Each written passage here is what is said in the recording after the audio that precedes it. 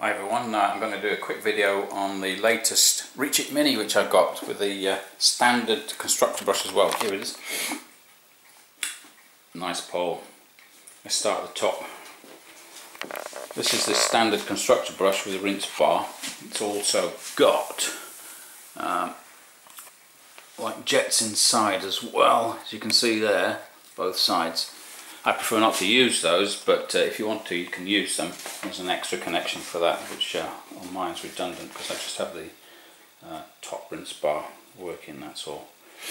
We've got like a carbon fibre effect now, loads of different colours as well. This is the blue, of course. Here we've got nylock nuts, so it won't come loose.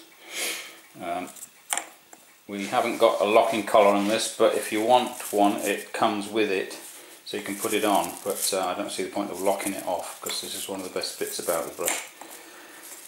Okay, I've got a single tube coming out, and it comes to a connection here, which I think is a stroke of genius, because you don't need to support this pipe anymore because it's so short. Plus, you get that nice swing backwards and forwards just by connecting it to this connection. Of course, when you put your pole hose on, it goes here. These things are called tube runner, which, unless you're doing commercial, I don't think is the best idea. The tube connects to these, because you can open the pole okay, but collapsing it again, you end up with loops coming down from each one, which if you get used to it, I don't know, I've done it before, but I don't do that anymore. This here, you can see the Reach-iT kink. It doesn't come with it, but you can order this. But this is a good idea. Instead of trying to strap it to the pole somewhere, if you just slip it on there, you'll find that when you kink your pole hose, when you've finished a window or something, it'll just go in there fine, including this one. And it'll wedge in a bit better, so it'll just stay there. So that's a good place. It's not going to come off. You're not going to lose it or anything. So there's a small tip for you.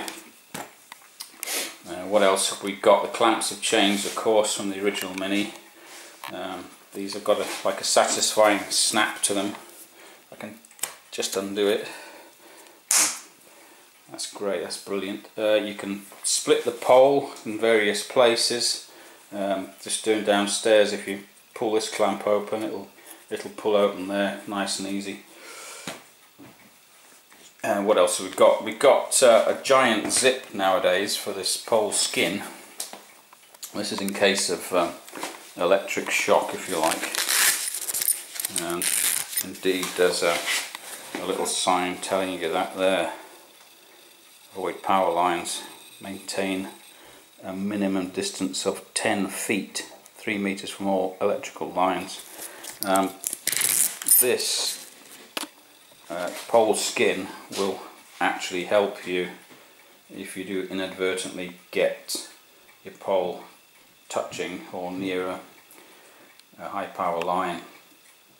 You'll probably get away with it. Other people have done because they've had this on.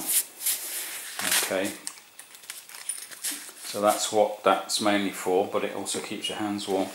I've put a little like a chair leg cap on here, that rubber thing. I've got a video out on that just as a tip.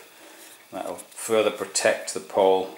Under here there's stainless steel rings on each section anyway, but this further helps that situation anyway. This pole is a 25 foot. It weighs about the same as the old one. I can't remember what that is, but this is a bit more rigid, this pole. I do like it, I must admit. So there you go. That's all the things I can remember at the moment. There's other types of brushes. Oh, I think I have to change the bristles, by the way. They're much more superior quality, and I think they're going to last longer. I really do like those. So there you go for now. That's the latest Reach-iT Mini, which I really love. I've used it at work already and I'm getting used to it. I think it's really good. So job done.